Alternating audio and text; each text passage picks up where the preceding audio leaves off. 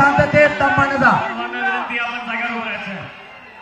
दादा तुम्ही त्या ठिकाणी थांबायचं. सर्वांना विनंती या ठिकाणी राष्ट्रगीताला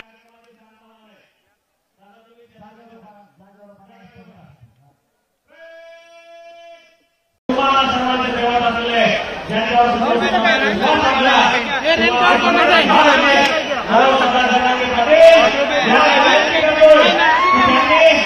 या ठिकाणी सभापतीच्या माध्यमातून सर्व समाज बांधवांचे संवाद साधावा. एकदा जोरदार टाळ्यांनी लग्न स्वागत करा.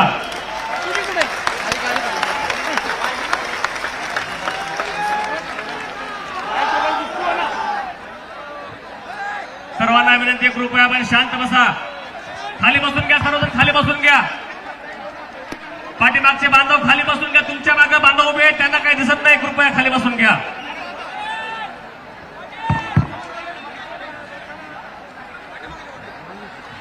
यानंतर दादा आपलं मनोगत सुरू करतील.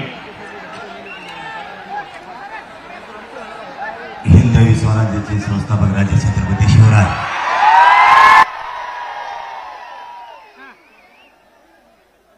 माझ्या हिंगोली जिल्ह्यातील जमलेल्या तमाम मराठा बांधवांना माझा मानाचा जय शिवराय. आज मायबाप मराठ्यांना खरंच मन भरून आलं.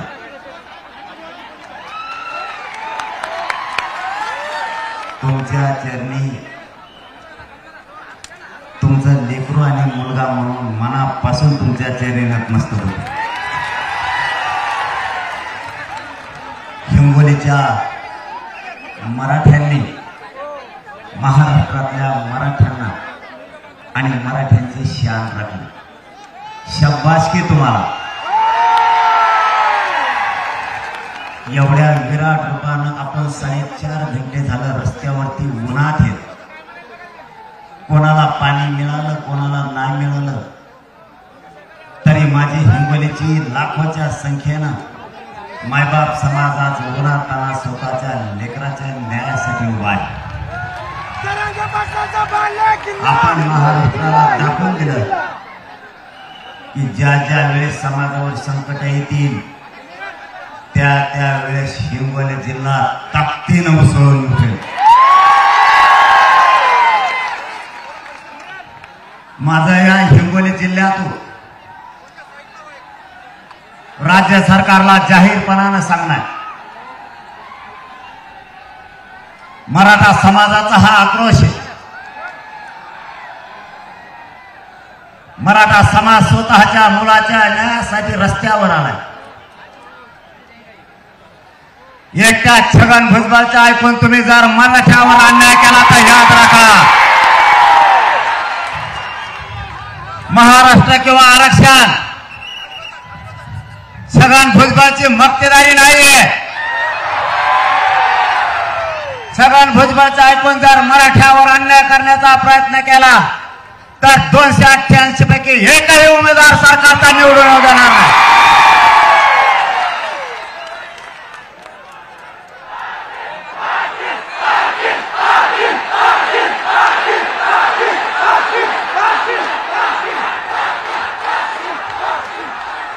सरकारनं आता शहाणपणाची भूमिका घेणं गरजेचं आहे.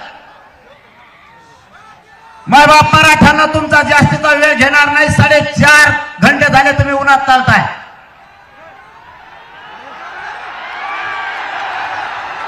पण तुम्ही आणि आपण सगळ्यांनी उन्हाचे चटके सोसल्याशिवाय आपले मराठ्यांचे करोडोंची लेकरं असणारे सुखात बसणार नाहीयेत. आपल्याला त्रास सहन करावा लागणार आहे. राज्य सरकारला माझी विनंती, आक्रोश समजून घ्या. हिंगोली जिल्ह्याच्या कानाकोपऱ्यात या शहरामध्ये मराठा समाज कोपऱ्या कोपऱ्यात आज भगवा वादळ दिसतंय.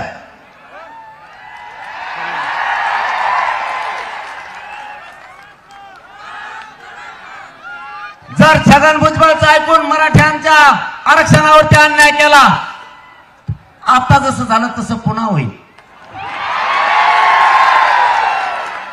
परत आपल्याला म्हणायचं नाही भाऊ काय झालं,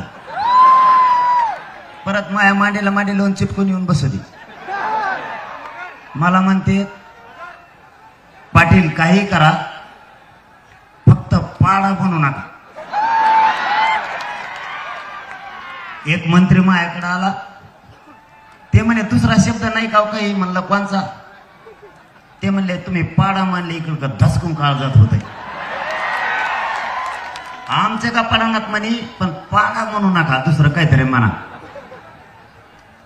एका पाडा शब्दाने जर तुमची ही फजिती झाली आणि जर मराठ्याने नाव घेतलं तर तुमच्या नावाचा बॅलेट पेपरवर मतदानच निघणार नाही. माझ्या मराठ्यांना आणि आम्हाला राजकारणात नाही जायचं. माझ्या सामान्य करोडो मराठ्यांचा लेख समाजाचा उद्देश आहे समाजाला आरक्षण मिळावं. दुसरा उद्देश आमचा नाहीये. एकच उद्देश आमच्या डोळ्यासमोर आहे. करोडोना मराठा समाजाचे लेकरं मोठे झाले पाहिजेत आणि आम्हाला आरक्षण पाहिजे. आमचं कोणाचीही राजकारण करायची इच्छा नाही.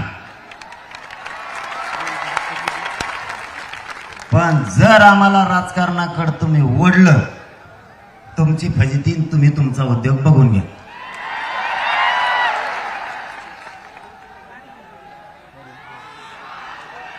आता सरकारनं सांगितलंय, हे खाली बस, पोट्टे अवघड येते, त्यांना बेजार केलं, तुला का सुचून द्यायचे.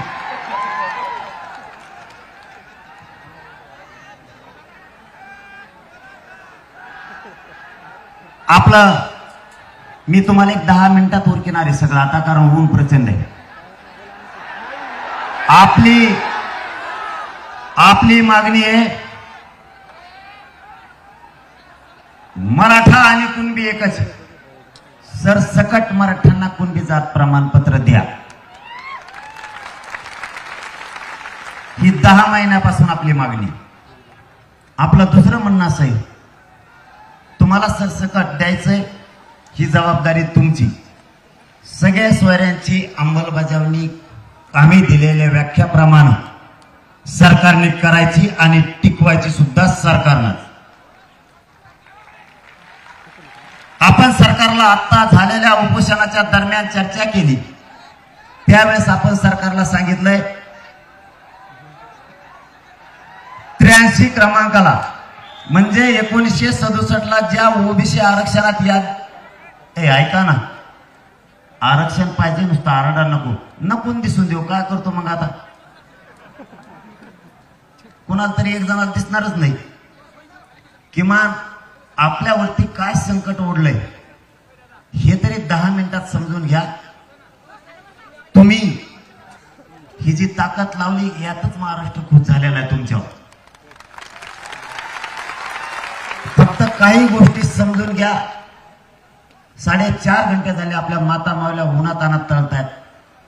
आपणही फक्त सांगतोय तो महत्वाचा विषय समजून घ्या, कारण आपल्याला आपल्या समाजाला न्याय द्यायचा त्यांनी दिलाय. ओबीसी 1967 ला 180 जाती घातल्या, त्या 83 क्रमांकाला कुणबी म्हणून घातल्याला व्यवसायानुसार आरक्षण दिलं गेलं. माळी समाजाला आरक्षण दिलं एका, बाकीच्या त्यांच्या असणाऱ्या जाती ह्या पोट जाती म्हणून घातल्या. त्या कशा घातल्या तर जी माळी समाजाची एक जात 1967 ला घातली, उदाहरण सांगतोय, त्या एका जातीच्या आधारावरती त्याचा व्यवसाय शेती आहे म्हणून बाकीचे सुद्धा माळी घातली. व्यवसायाच्या आधारावरती एक जात जरी आरक्षणात गेली असली तरी त्यांच्या पोट जाती त्या जातीच्या आधारावर घातल्या. 83 क्रमांकाला कुणबी आहे. कुणबी म्हणजे शेतकरी. विदर्भातल्या मराठ्यांचा व्यवसाय शेती, महाराष्ट्रातल्या मराठ्यांचा व्यवसाय सुद्धा शेती. विदर्भातल्या मराठ्यांचे आणि मराठवाड्यातल्या मराठ्यांचे रोटीबिटी व्यवहार होत आहेत. आमचा व्यवसाय एकच. आमचे नाते गोते एक, आमची जात सुद्धा एक. त्यांना जर व्यवसायाच्या आधारावर दिलं तर महाराष्ट्रातल्या मराठ्यांचा व्यवसाय सुद्धा शेतीचे. 180 जाती अगोदर घातल्या. आज 180 जातीच्या 350 ते 400 जाती झाल्या. जर अगोदर 180 जाती होत्या तर 350 400 जाती परत झाल्याच कशा. 180 जातीच्या पोट जाती म्हणून बाकीच्या जाती यांनी आरक्षणामध्ये घेतल्या. मग आमचं म्हणणं आहे 83 क्रमांकाला जर मराठा तिथं जर कुणबी असेल तर कुणब्यांची पोट जात मराठा होत नाही का? जर मराठ्यांची पोट जात कुणबी आहे, बाकीच्यांचे उपजाती पोट जाती म्हणून तुम्ही घातल्यात, तर मराठ्यांची का घातली नाही? आपला तिसरा मुद्दा आहे मराठ्यांच्या शासकीय नोंदी आहेत. हैदराबादचं गॅजेट आहे.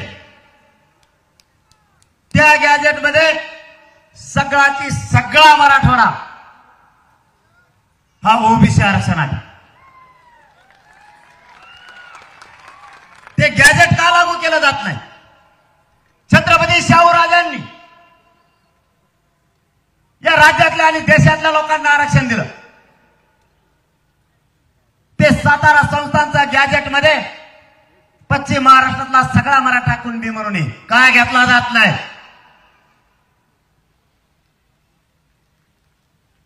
बॉम्बे गव्हर्नमेंटचं गॅजेट सुद्धा त्यातही सगळा मराठा समाज हा ओबीसी आरक्षणात का घेतला जात नाही? आतापर्यंत 57 लाख नोंदी सापडल्या सरकारनं आपल्याला लेखी दिलाय.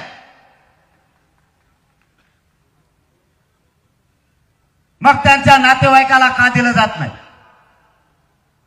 मराठ्यांच्या सरकारी नोंदी तरीही मराठ्यांना आरक्षण दिलं जात नाही आणि यांच्या कुणाच्या सरकारी नोंदी नाहीत. असेच पळवाटाने आलेले सगळे मागून पुढून कुंकून घुसले. तुमची कुणाची नोंद आहे का? नाही. तरी तुम्ही आरक्षणात, आणि आमच्या नोंदी असून आम्ही आरक्षणात नाही. बघा उलटा न्याय.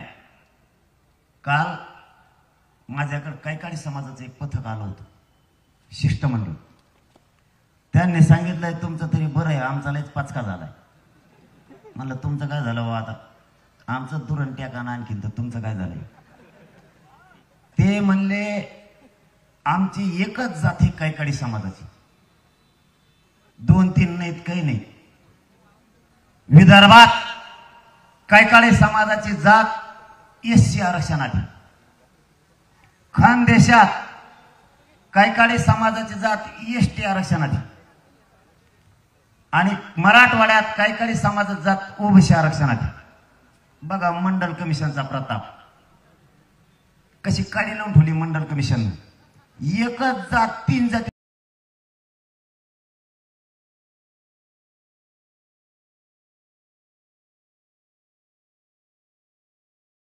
म्हणजे विदर्भातली कैकाडी समाजाची जर मुलगी केली ती तिकडे एससी आहे, मराठवाड्यात आली ती ओबीसी होती.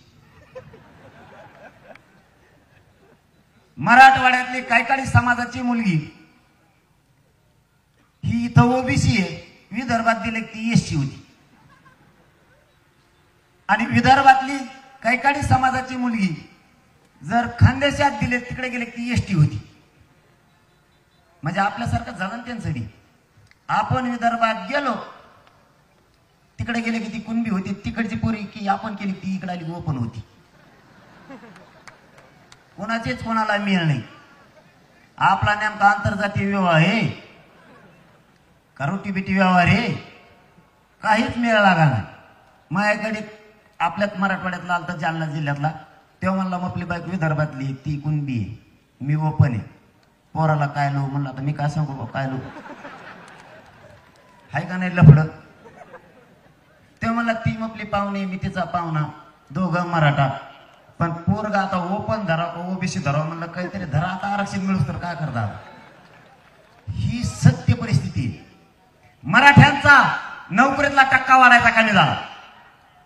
जो मराठा नोकरीला लागला त्याची भरती होत नाही. त्याच्या मुलाला केंद्रीय कॉलेज मिळत नाही त्या आरक्षणामुळं.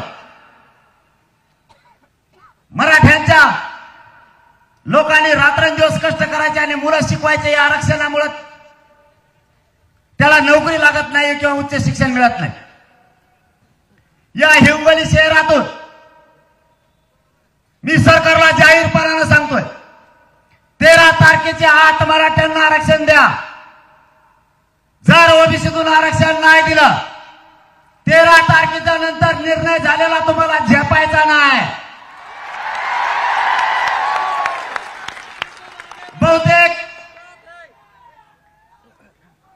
बहुतेक आपली बैठक मुंबईत होण्याची शक्यता आहे. मग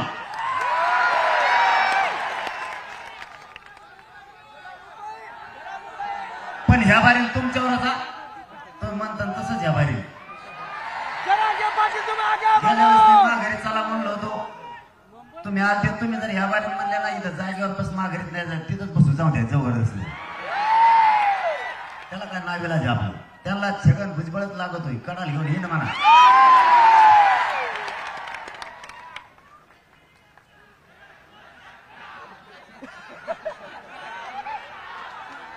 ते गेले कामातून त्याने केली टोळी तयार. सगळ्याला काम वाटून दिले त्यांनी. तू हे बोल तू ते बोल तू ते बोल ते तू बोल आणि बाकीचं मी बोलतो. तो झाला मुकादम. तो तिथून इशाऱ्यावर कान फिरतो पण त्याला माहितच नाही आणखी मराठे शांत आहेत तवर आहेत. आणि एकदा का बाबा त्यांचा संयम सुटला रे बाबा मग आता नाही सांगत तुला विधानसभा येऊ दे मग सांगतो कचका. एक जणाला दाखल आहे तो असे डावर टाकीतोय मायावर पडेल फिडेल सगळे गोळा केले त्याने आता छगन भुजबळ पुरे. आणि आपल्या विरोधात बोलायला सुरुवात केली. खोड किती करतोय बघा ना. आंतरवालीत आपलं आंदोलन चालू आहे त्याच्या पुढे चालून बसले त्यांनी. आणि मला म्हणते जातीय तेढ नाही निर्माण झाला पाहिजे. आता जाती तू पुढे बसल्यावर हटकून काय होईल. तरी मी संयम ठेवला. कुठंही गालबोट लागू दिलं नाही. कारण मराठ्यांची काय ताकद असतील काय संस्कार आहेत ते दाखवून तिथं दिलं. कुठंच होऊ दिलं नाही काहीच. आणि तुम्हालाही आज सांगतो ही मराठा आरक्षण शांतता जनजागृती रॅली मायबापा मी तुमच्या शब्दाच्या पुढे कधी नाही गेलो. तुम्हालाही माझी विनंती नरड्याने येईपर्यंत विनंती. जवळ सहन होत आहे तोपर्यंत करूया. पण माझे हात जोडून विनंती गोरगरीब ओबीसीच्या अंगावर मराठ्यांनी जायचं नाही आणि गोरगरीब ओबीसींनी मराठ्यांच्या सुद्धा अंगावर यायचं नाही. हे राजकारणी लोक आपल्या आपल्यात लावून देतील. कोणी मदतीला येत नाही. गोरगरीब मराठ्यावर आणि गोरगरीब ओबीसीवर केसेस होतील. कोणी 7-12 सुद्धा घेऊन येत नाही. छगन भुजबळला नाही करणार. कारण त्याला वाटतंय तो जेलमध्ये जाऊन आला सगळा ओबीसी जेलमध्ये गेला पाहिजे.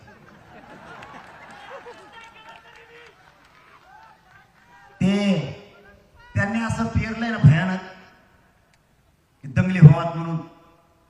मी तुमच्या साक्षीने आणि तुमच्या मायबाप जनतेच्या पायाला हात लावून सांगतो त्याचा कुठं डाव मी दंगल घडण्यात यशस्वी नाही होऊ द्याला आणि पुढच्या काळात सुद्धा होऊ द्यायचा. तो काही टाकी ते मला तो तर माझा म्हणला ऐ हालत कस काय तू आल्यावर हालायला लागला काय झालं होतं. आधीच आरक्षण नाही बाबा आरक्षण थांब हालू नको बरं का. मला आधीच भेव वाटते. त्यांनी वेगळे तसं घेत नाही हे असं. अरे बाबा दुमते तिमते केले सगळे. ते आता त्यांच्यात कानात बोलत ते म्हणत हे जरांगे पाटील काय रस आहे नाही रे. ते म्हणतोय मीच पडल, मला काय विचारतो. मला काही नाव ठेवते ती. कसलं गाणं दिसतं, एवढं सखीचे काय करायचं मग छगन भुजबळ कसला असं तुला काय, मला काय लग्न करायचं पैसे तुला करायचं का नाही, कसला दिसून दे नाही तर मग लोक जण असून दे नाही नसून तुला काय करायचं तू तुला बघ ना. मी मग बघतो मी पुढा येडा आहे. हा काय म्हणणार तू, पण तुला नीट केलं का नाही.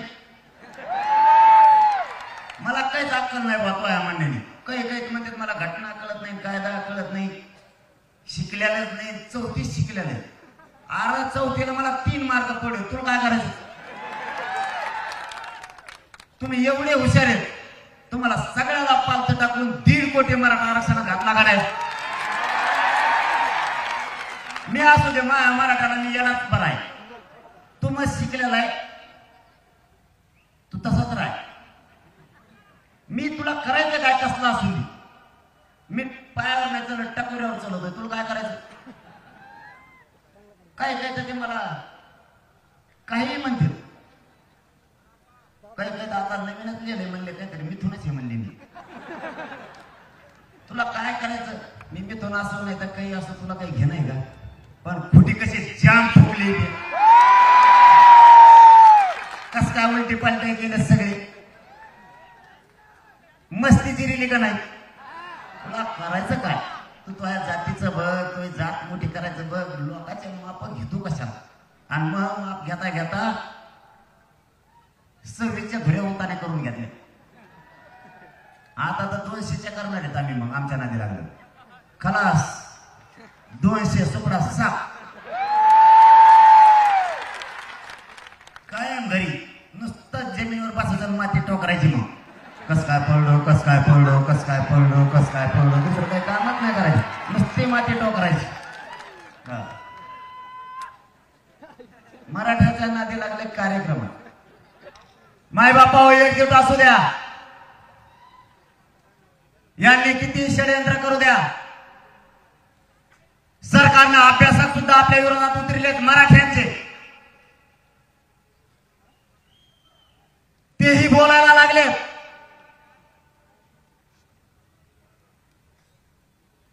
ही मागणी टिकणार नाही. आतापर्यंत 57 लाख नोंदी सापडल्या. 1.5 कोटी मराठा आरक्षणात गेलाय. हैदराबादचं गॅजेट लागणारे 17 संस्थांचं सुद्धा घेतलं जाणार आहे. आपली खरी मागणी सर सगट मराठ्यांना कोणते प्रमाणपत्र द्या ही आहे. काहींचं म्हणणं आहे सगळे सोयरे टिकणारच नाही. काहींचं म्हणजे आपलेच अभ्यासक, पण त्याचं लय पोट दुखत ते. काही अभ्यासक टाकतील आपल्या मागे. ज्याचं दुकानात बंद पडले ते सरकारकडून बोलायला लागलं. ज्याने अभ्यास करून जमलं त्याला प्रसिद्धीचा नाद आहे. मीडिया पुढे बसायचा नाद आहे. त्याला एक मोठा मुळ्यात झालाय. त्यालाही दमने गाणं.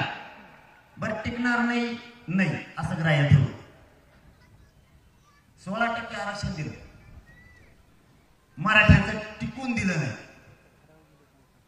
13% आरक्षण दिलं. मराठ्यांचं असल्यामुळे ते टिकून दिलं नाही. सगळेजण समजून घ्या. मराठ्यांचं खरं असलं तरी टिकून देत नाही. तितका मराठ्यांचा द्वेष त्यांच्या मनात आहे. आता 10% आरक्षण दिलं. आरक्षण लागू होण्याच्या अगोदरच कोर्टामध्ये याचिका दाखल केली. मराठ्यांचं किती चांगलं असलं तरी त्याच्या पाठीमागे मुद्दाम लागतात आणि ते आरक्षण घालवतात. 57 लाख नोंदी मिळाल्या. छगनराव भुजबळ तात्यांनी रद्द करा म्हणून मागणी केली.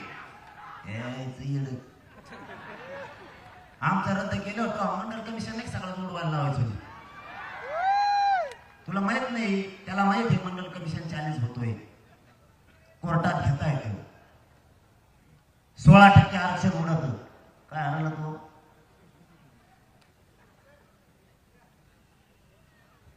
इतक्या लवकर 9च्या नंतर असतं जमून तुम तिकडे लवकरच आहे काय पार्टी बदलली काय तो हे आपलं काही टिकून देत नाही मुद्दा मराठ्यांवर अन्याय केला जातो सगळ्या सोयऱ्यांची मागणी केली अध्यादेश काढलेला एकदा मराठी वाचून बघा त्याच्यावरती स्पष्टपणानं दिलेलं आहे आपल्या व्याख्याप्रमाणे आपली व्याख्या त्याच्यात घेतलेली तशी अंमलबजावणी केली तरच आपल्याला मान्य आणि जर काही अभ्यासकांचं खरं बोलणं आहे काहींचं खोटं बोलणं आहे आणि जे खोटं बोलतायत ते त्या दिवशी वाशीला मुंबईत होते आता फक्त काहीतरी आम्ही सरकारनं दाखवलं म्हणून उलट बोलायला लागले बरं असं काय धरून ते नाही टिकलं हा उडलं मी पुन्हा लढत तुला काय करायचं मी या मराठ्यांसाठी पुन्हा माझी जीवाची बाजी लावायला तयार आहे आणि सगळ्यांना ओबीसीतून पुन्हा आरक्षण द्यायला तयार आहे तुला करायचं काय तू झोप ना घरातच पण मी या मराठ्यांच्या ताकदीवरती कोणाला काहीच मिळून देणार नाही किती मिळत बोंबाला तरी कोणाला पद मिळून देणार नाही कोणाला पैसे मिळून देणार नाही मी मिळून देणार तर फक्त करोडो मराठ्यांना आरक्षणच मिळून देणार पुन्हा 4 महिने लढायची वेळ आली तरी लढत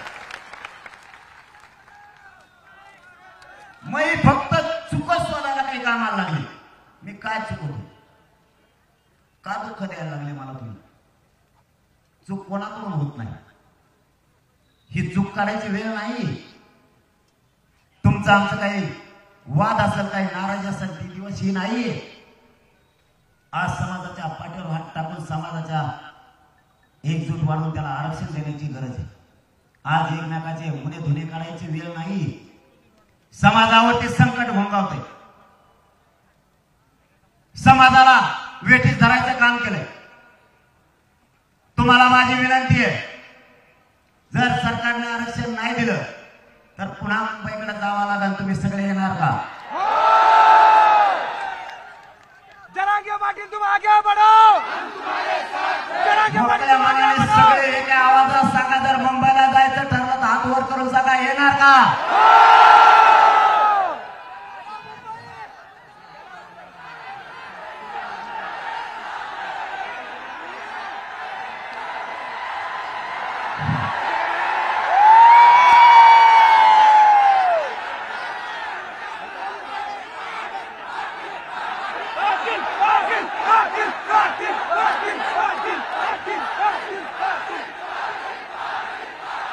यांनी मला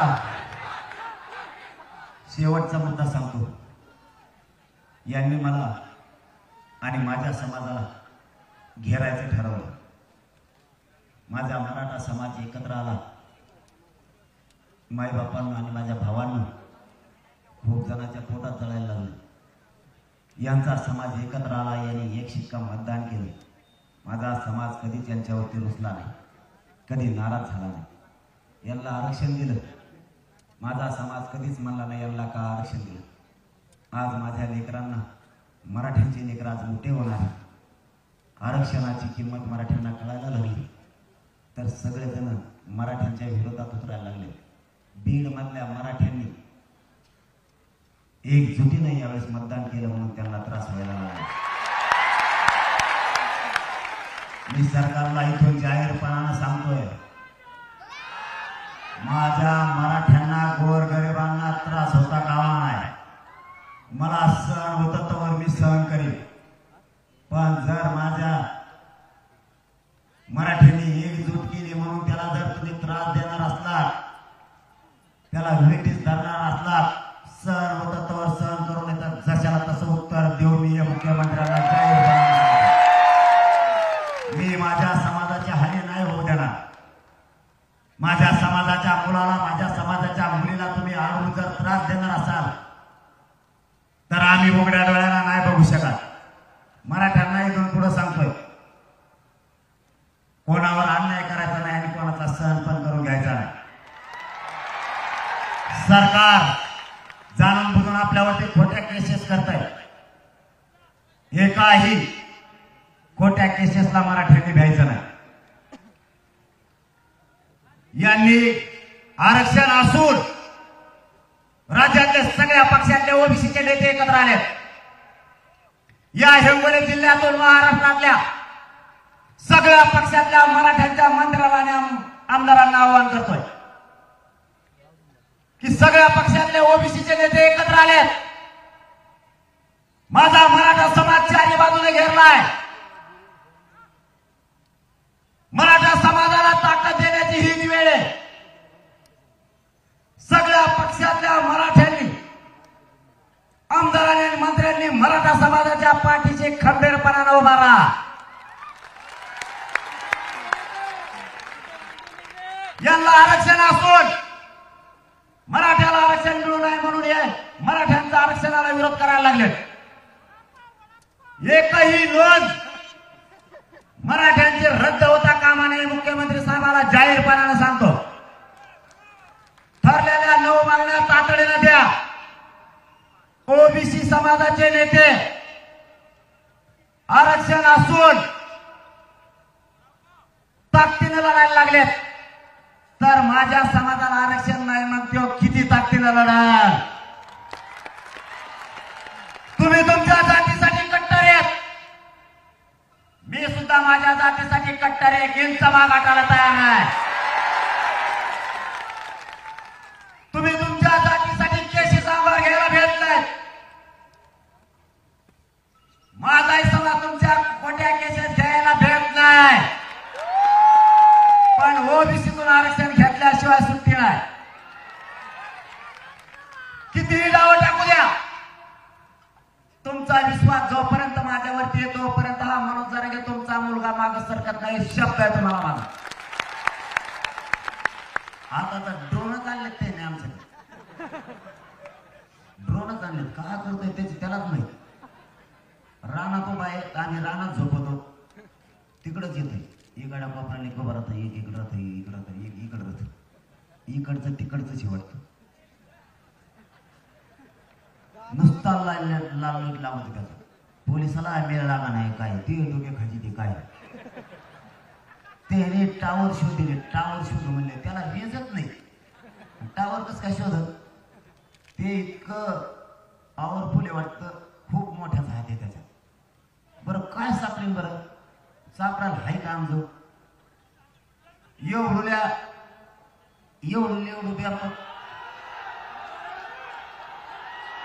एवढ्यात मसुंबीला का बघतो सरकीला दोड्या नाही आल्या. बघतो काय ते जवळ येत नाही रे, लय लांब येते. जवळ आले का बट्यात खाली पडेल त्याला हातच पुरत नाही. आणि इतकं पळत सणाट ते रची येते. काय करतोय काय नाही मी नाही घेणार. तुम्ही काही केलं तरी मनोज जरांगे मराठा समाजापासून नाही तुटू शकत. तुम्ही व्हिडिओ तयार करा, तुम्ही माझ्या रेकॉर्डिंग आणा, काही खोटं बनवा, मी नाही जात समाजापासून. मी काय पाप केलं? मायबाप समाजावर मी काय पाप केलं? माझ्या समाजासाठी मी लढायला लागलो. तुम्ही तुमच्या जातीसाठी लढलात, आमचं कधी पोट झुकलं नाही. माझ्या गोरगरीब मराठ्यांच्या लेकराच्या चेहऱ्यावर आनंद यावा, त्याला आरक्षण मिळावं म्हणून मी लढतोय. तुम्हाला इतकं काय वाईट वाटायला लागलं की नीच वृत्तीला तुम्ही उतारला. लागल ते करायला लागलं, काही सापडायला लागला. मी नाही ऐकू शकत माझ्या समाजापासून. मी तुम्हाला नाही मॅनेज होऊ शकत. मी नाही भेटू शकत तुम्हाला. मला तुमचं पद नको, मला तुमचे पैसे नको, पण माझा समाज मी मोठा केल्याशिवाय नाही. तुमचा समाज मोठा करताना तुम्ही ताकदीने केला. मी माझा समाज मोठा करायला ताकदीने निघाला. मी या समाजाचा मुलगा म्हणून काम करायला लागलो. नाही बाबा, माझं कुटुंब अक्षरशः उघड्यावरती पडलं तरी मी या समाजाला न्याय देण्यासाठी मागे हटलो. माझ्या समाजाला मी मायबाप मानलंय आणि माझा मराठा समाज माझ्यासाठी सगळं. माझ्या समाजानं मला कधी काही कमी पडू दिलं नाही. मराठा समाजातल्या लोकांना समाजाला सुद्धा मला दुःख नाही द्यायला पाहिजे. तुम्हाला हात जोडून माझी विनंती आहे मराठा समाजाला की मायबापाला मी या समाजासाठी लढतोय तर एवढे का माझा समाज मोठा होईल म्हणून तुम्ही का आमच्या पाठीशी लागला? समाज मोठा करण्यासाठी लढायला निघालोय.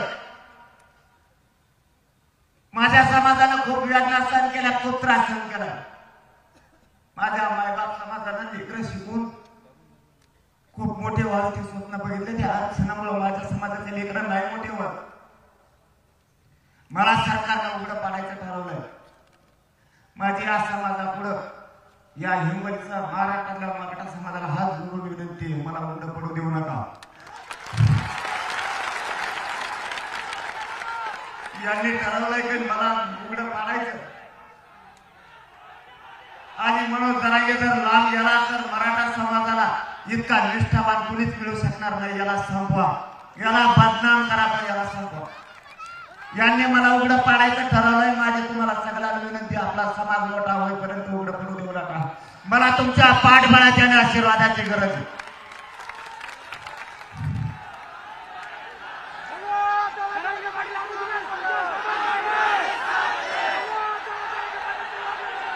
मी यांना बाकीकडे कुठंच संपत नाही. मी यांना ज्ञानच नाही होत. मी यांना नाही फुटत. यांनी लोक मारायला पाठवले तरी मी इतका कणखर मराठा आहे की मी यांच्या मनगटाला मनगट लावा सुद्धा माझ्या ताकद आहे. म्हणून नाही ते तिथं हरते. फक्त यांनी मला उघडं पाडायचं ठरवलंय, मला एकटं करायचं ठरवलंय. त्यांना माहिती आहे याला मुद्दाम बदनाम करून टाकायचे. मराठ्यांचेच लोक फोडून मराठ्यांना पत्रकार परिषदा घ्यायला लावायच्या आणि याला बाजूला सरकायचं. हे निष्ठावान पोरग याला जर बाजूला नाही सर केलं तर आपला कार्यक्रम लागल्याशिवाय राहणार नाही. काही करा पण या पोराला बदनाम करा. आणि आपले सुद्धा बिन राजासारखे मराठ्याचे काही लोक आमिषावरती पत्रकार परिषदा घेऊन उलट सुलट बोलतात. माझ्याजवळ काहीच नाही, बदनामी होण्यासारखं माझ्याजवळ काही नाही. माझ्याजवळ पैसा नाही, प्रॉपर्टी पण नाही आणि मी कोणाचा 1 रुपया घेतला बी नाही. माझं फक्त एवढंच स्वप्न आहे, माझ्या गोरगरीब मराठ्यांचे करोडो लेकरं अधिकारी बनलेले, मला त्यांच्या अंगावर वर्दी चढलेले बघायचे. एवढंच माझं कट्टर स्वप्न आहे. आणि हे स्वप्न त्यांना खूप खुपायला लागलंय, त्यांचं पोट दुखायला लागलंय. याला हटवा. एक तर सरकार पडल, नाही तर हे आरक्षण देईल. मी काय करू? मी निष्ठावाने, माझी निष्ठा नाही होऊ शकत. हा माझी एक चूक आहे. मी खरं बोलतो आणि ते समोरच्याला लागतो.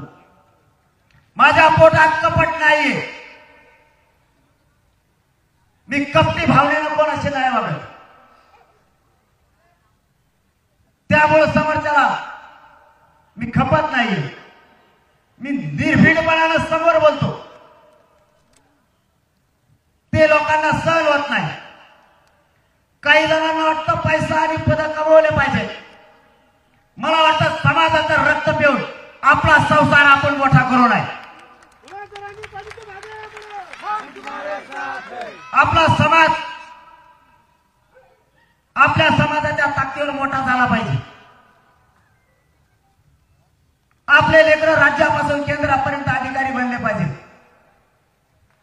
हे स्वप्न घेऊन मी रस्त्यावर आहे. तुम्हाला काय मागत नाही. कोणाच्या बोलण्यावर विश्वास ठेवू नका. आपली एकजूट कायम राहू द्या. फक्त एकच या हिंगोली जिल्ह्यातून महाराष्ट्रातल्या मराठ्यांना माझं मागणं आहे. मी तुमच्या बळावर लढतोय. कुटुंब असूनही नसल्यासारखं आहे मला. मला तुमच्याशिवाय कोणी नाही. फक्त मला उघडं पडून देऊ नका आणि पाठबळाने आशीर्वाद कायम राहू द्या. यांच्या छातीवर बसून तुम्हाला आरक्षण देतो.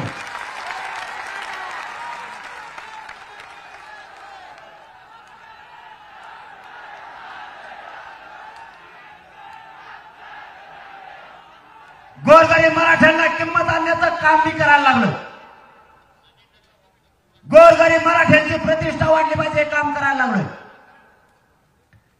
गोरगरीब मराठ्यांना किंमत दिली जात नाही. 10% राजकारणी मराठी सुधारतील, पण 90% मराठ्यांचं काय? आणि ते 90% मराठे मोठे व्हावेत म्हणून मी ताकदीने संघर्ष करून काम करतोय. माझं स्वप्न आहे चपला सकट नेते तुमच्या पाया पडले पाहिजेत. ही किंमत तुम्हाला आली पाहिजे. तुमच्या मतात आणि तुमच्या मताला विश्वासात घेतल्याशिवाय कोणतं सरकार पुढे गेलं नाही पाहिजे. हे मला करायचं. या राज्याची पावर गरीब मराठ्यांच्या हातातच राहिले पाहिजे. हे काम आपल्याला करायचंय. या राज्यात मराठ्यांशिवाय पाणही हल्ला नाही पाहिजे. मराठ्यांनी सिद्ध केलंय. आणि पुढच्याही काळात जर आपल्याला आरक्षण नाही दिलं तर राज्यातल्या मराठ्यांची बैठक घेऊन 288 उमेदवार उभे करायचे का 288 पाडायचे. एक दिवसभर बैठक घेऊन विषय फायनल करायचा. ज्या वेळेस निरोप येईल त्यावेळेस खेड्यापाड्यातल्या सगळ्या मराठा बांधवांनी त्या दिवशी या. कारण जो निर्णय एकदा ठरला की मी पुन्हा बदलत नाही. तुम्हाला विचारून ठरलं यावेळेस उभा नाही करायचे, पाडायची तर पाडली. आता जर तुम्ही म्हणले उभा करायची तर मग घाटायचं नाही, उभा करायचं. आणि तुम्ही जर म्हणले जाऊन द्यायचे 2-2.5 पाडूनच टाकायचे तर पाडलेच म्हणून समजायचं. याच्या बरोबर आणखीन एक काम करायचं. ओबीसीचा जो नेता मराठ्यांच्या विरोधात काम कराल, गोरगरीब मराठ्यांना त्रास देईल, त्याला या निवडणुकीत काय पाडायचं म्हणजे पाडायचं. त्याला कधीच निवडून येऊ द्यायचं नाही. आणि आपल्या तोंडातून एकदा आपण बोललो आणि आपली जर गोळी सुटली, ओबीसीचा नेता किती ताकदीने उभा नाही पाडाच म्हणून समजायचं. किती पैसे वाटेल तू रेल्वे भरून आण, तुला जर नाही पाडलं तर पुन्हा हिंगोलीत यायचो नाही.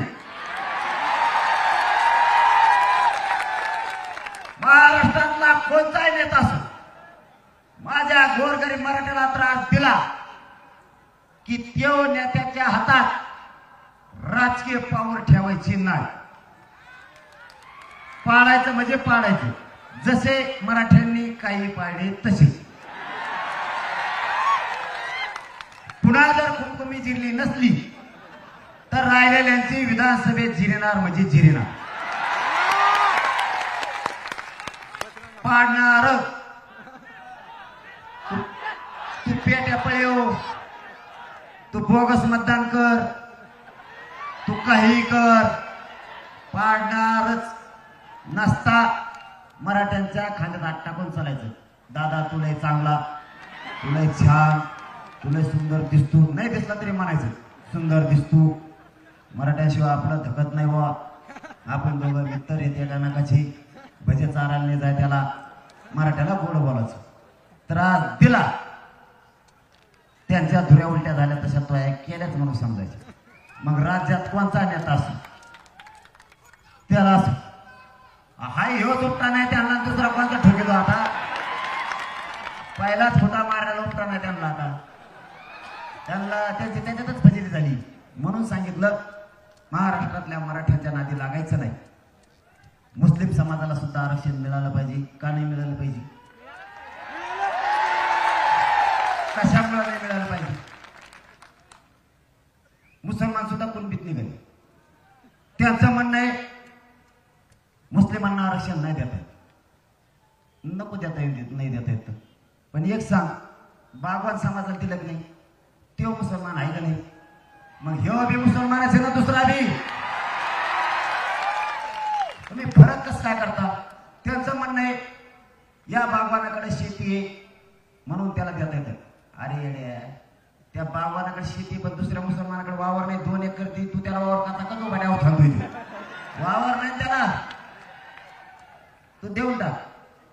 ब्राह्मण समाजाचं बी कुणबीत निघालं. ती घेते नाही घेते पण आपली मागणी ठेवायची. आता ब्राह्मणाला बी आरक्षण मिळालं पाहिजे, लोअर समाजाला मिळालं पाहिजे. ते घेते नाहीत नका घेणं, पण त्यांचं निघालं म्हणणार म्हणणं का नाही. माराडी निघाली, माराडी समाजाला बी ओबीसीत आरक्षण मिळालं पाहिजे. छगन भुजबळ हे ओरिजिनल नोंद द्या, तुझ्यासारखं डुप्लिकेट आरक्षण नाहीये. या ओरिजिनल नोंदी आपल्याला सांगितले ते नाव.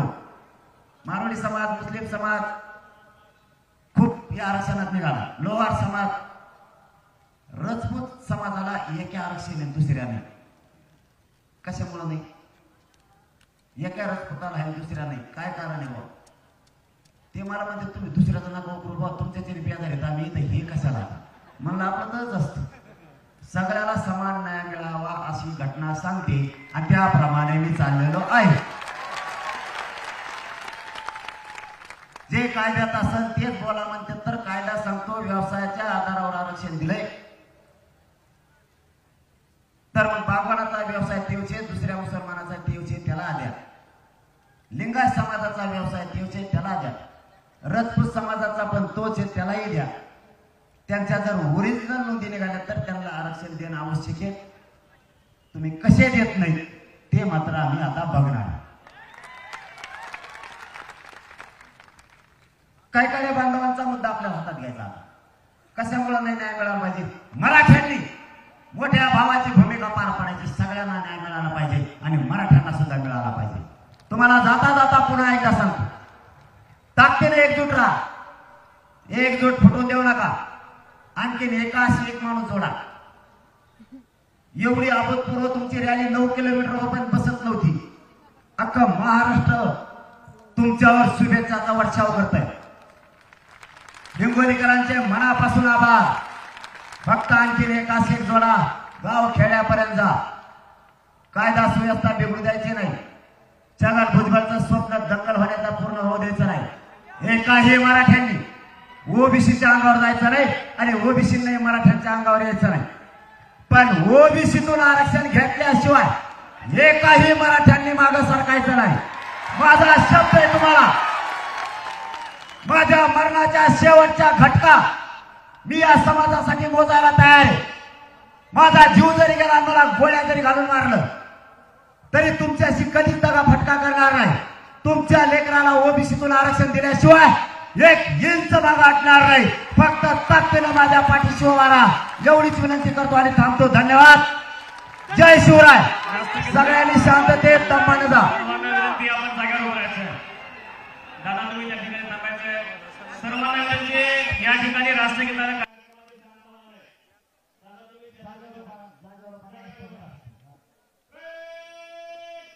सर्वांचे सेवा असलेले ज्यांच्यावर